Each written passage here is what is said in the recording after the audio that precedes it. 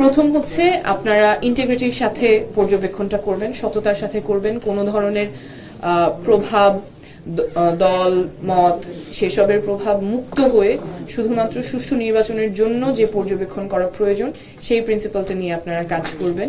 এবং 2 নাম্বার হলো যে আপনারা আপনাদের প্রেজেন্সটা প্ল্যান করবেন, শুধুমাত্র কয়েকটা কেন্দ্র কভার না করে অথবা হাই প্রোফাইল শহরের মধ্যে কেন্দ্রগুলো কভার শুধু সেই জায়গায় ফোকাস না করে সব জায়গায় বা প্রত্যন্ত অঞ্চল যেখানে হয়তো ভায়োলেন্স বেশি হতে পারে অথবা ইরেগুলারিটিস বেশি হতে পারে সেখানেও যাতে আপনাদের প্রেজেন্স থাকে সেটা আপনারা প্ল্যান করবেন, যেহেতু আপনার অনেকগুলো সংস্থা এখানে একসাথে আছেন।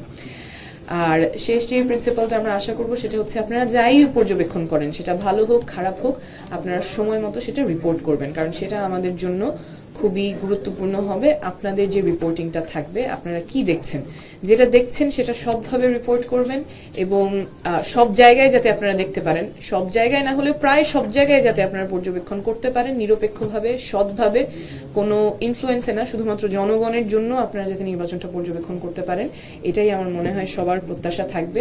এবং এখানে অবশ্যই শুধু আপনারা একা না, আরো অনেকের এখানে কোঅপারেশন প্রয়োজন হবে, বিশেষ করে আমাদের আগামী নির্বাচনটা যদি অবাধ সুষ্ঠু হতে হয় তাহলে মাঠ প্রশাসন থেকে শুরু করে সবার সহযোগিতা প্রয়োজন হবে, রাজনৈতিক দলগুলো সহযোগিতা প্রয়োজন হবে।